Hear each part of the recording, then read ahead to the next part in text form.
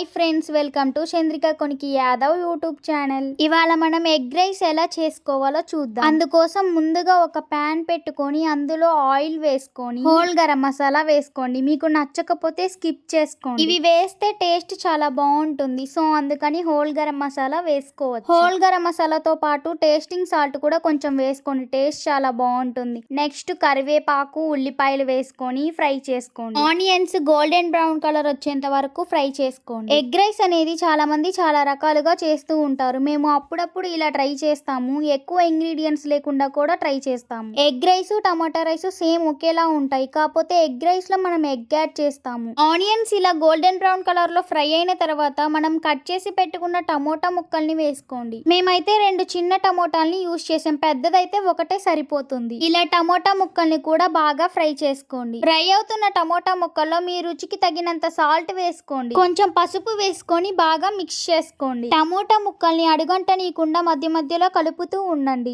ఇలా టమోటా ముక్కలు లైట్ గా ఫ్రై అయిన తర్వాత మనం ముందుగా కట్ చేసి పెట్టుకున్న పచ్చిమిరపకాయలు వేసుకోండి. తర్వాత మళ్ళీ ఒకసారి మిక్స్ చేసుకోండి. టమోటా ముక్కలు అడుగంటనీయకుండా మధ్య మధ్యలో కలుపుతూ ఉండండి, లేకుంటే మాడిపోతుంది. చాలా మంది వీడియోస్ చూస్తున్నారు కానీ లైక్ చేయడం లేదు. లైక్ చేయడం వల్ల మీకు ఏమైనా మనీ కట్ అవుతాయా? లేదు కదా, సో లైక్ చేయండి ప్లీజ్, సపోర్ట్ మీ. సబ్స్క్రైబ్ కూడా చేసుకోండి. సబ్స్క్రైబ్ చేసుకుంటే నేను పెట్టే ప్రతి ఒక్క వీడియో మీకు వస్తుంది. సబ్స్క్రైబ్ చేసుకోవడం వల్ల కూడా మీకు మనీ ఏం కట్ అవ్వు, సో సబ్స్క్రైబ్ కూడా చేసుకోండి. కొంచెం సపోర్ట్ చేయండి, మీ ఫ్యామిలీ మెంబర్ అనుకొని సపోర్ట్ చేయండి. సరే, మనం ఇంకా కుకింగ్ లోకి వెళ్దాం. టమోటా ముక్కలు ఇలా బాగా ఫ్రై అయిన తర్వాత 2 ఎగ్స్ ని యాడ్ చేసుకోండి. మీకు ఇష్టమైతే ఇంకా ఎక్స్ట్రా కూడా యాడ్ చేసుకోవచ్చు. మరి ఎక్కువైతే కూడా బాగోదు, సో అందుకని 2 or 3 యాడ్ చేసుకోండి, సరిపోతుంది. ఇలా ఎగ్స్ యాడ్ చేసుకున్న తర్వాత మొత్తం మిక్స్ అయ్యేలా కలుపుకోండి. ఈ మిశ్రమాన్ని మాడిపోనికుండా మధ్య మధ్యలో కలుపుతూ ఉండండి. ఎగ్ యాడ్ చేసేటప్పుడు గ్యాస్ స్టవ్ అనేది హైలో పెట్టుకోండి, లేకుంటే ఎగ్ అనేది ఫాస్ట్ గా ఫ్రై అవ్వదు అండ్ చిదురు చిదురు అయిపోతుంది. నేను ఈ వీడియోలో చూపిస్తున్న విధంగా ఇలా ఫ్రై చేసుకున్న తర్వాత మీ టేస్ట్ కి తగినంత కారం వేసుకోండి. తర్వాత గరం మసాలా వేసుకోండి. ఇందులోకి చికెన్ మసాలా కాకుండా నార్మల్ గా కర్రీలోకి వేసే గరం మసాలా ఉంటుంది, అది వేయండి. ఈ మసాలా ప్యాకెట్ బయట షాప్స్ లో దొరుకుతుంది. ఇలా స్పైసెస్ మొత్తం మిక్స్ అయ్యేలా కలుపుకోండి.